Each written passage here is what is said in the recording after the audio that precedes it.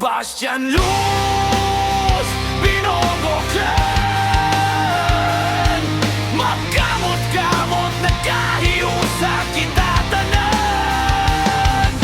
Usa ka dakong pamilya, ilawom sa adlaw. Clan Reunion, kalipay para sa tanan.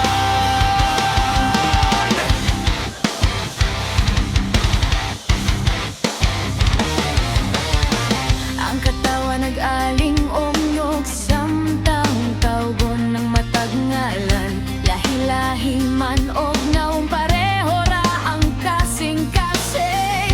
Mga lolo ug lola, kinikanan ug kabataan usab, nagpaambit sa mga